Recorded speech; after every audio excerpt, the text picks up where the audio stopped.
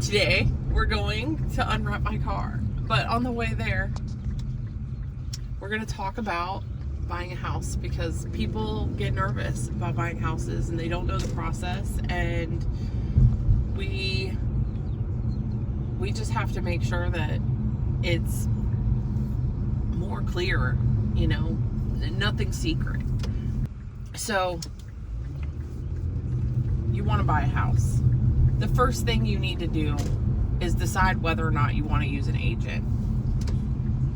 Buying a house is a complicated process, so if you don't have a bunch of time to research the process, not a good idea to go it alone. If you have time to research the process, you can save a little bit of money on the agent.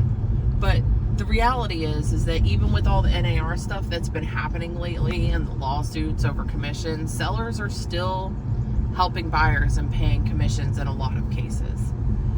So, you've decided whether or not you're going to use an agent. Once you've identified which agent you're going to use, and this is important, you can interview agents. Do not forget that you don't have to use the first agent you call. And sometimes that first agent is me, and sometimes it's somebody else. But you do not have to use the first agent you call. That is so important.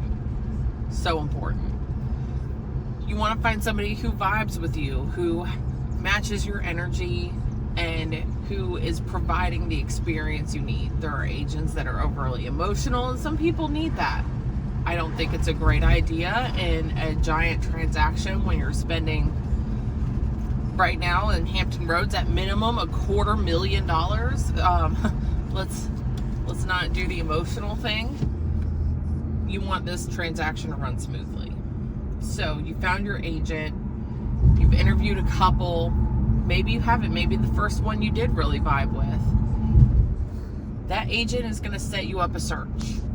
And you're going to be searching on Zillow too. That's fine. Don't click any buttons on Zillow. That's how you get a whole bunch of agents calling you. So, you've found your agent, you've got your home search, and while you're doing your home search, your initial what you're looking for, you're going to talk to a lender. The agent's going to have a couple to recommend to you, the ones that they work with, and they vibe with, and they get deals done. And that lender is going to get you pre-qualified. To get pre-qualified, you're going to need paycheck stubs, tax returns. They're going to verify your employment. They're going to look at your bank records. It is intrusive, but you only have to do that once, as long as you buy the house. If you decide to wait, you're going to have to go through it again. But it's intrusive, but it's totally worth it because I'm guessing you've been paying rent, and that's a lot of money too. So after you're pre-qualified and you're looking at the house search, you decide this house I really want to go and see. So the agent sets up a showing, you go and see it. Let's just say you fall in love with the first house. Let's be real, you might not. You might see 3 or 4 houses. So let's just say you fall in love with the first one, just to make this conversation go a lot faster. You and the agent will strategize on a fair offer. And there's all sorts of different things that go into that, which is why the agent is the professional. They can look at the time on market and the price it's listed at, what the comparables look like. The agent's going to do a lot of behind the scenes work to help you figure out what a fair offer for the house is and give you recommended guidelines for your offer. And once you've agreed to the offer on the house, the agent's going to write it up, you're going to sign it, and the agent's going to submit it to the listing agent, or if it's a for sale by owner, the owner. If there's multiple offers, you may not win. If there's not multiple offers, there may be a short negotiation period between the buyer and the seller through the agents, or the FSBO, the seller, if it's for sale by owner. And once terms can be agreed on, congratulations, you're under contract.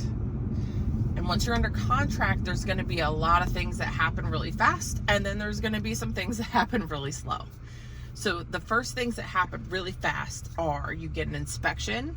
Termite moisture inspection is scheduled. So you get your home inspection, which is going to inform you on whether or not the house is in good shape or what kind of work it needs. And you will be able to make a decision at that point whether or not you move forward or you request repairs or you're cool with it the way it is. I always suggest in inspections to only ask for major things and safety items. Cosmetic things, we saw it when we looked at the house. So you get through inspection, and that usually costs between $500 and $1,000. So that's an upfront cost that you need to be aware of. So once you get through inspection, we order appraisal. An appraisal is about $600, and that is the bank going to assess the value and making sure they're not giving a bad loan. So the bank goes and does the appraisal, and then we have a whole lot of wait.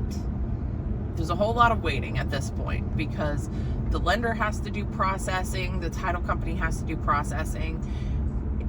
All you need to do in this time, it's about 20 days. All you need to do in this time is make sure that when somebody asks you for updated paperwork or updated paycheck stub, you get that to them. And then we work at getting clear to close. And once we have clear to close, you can close on your house. And that is the very bare bones of the process.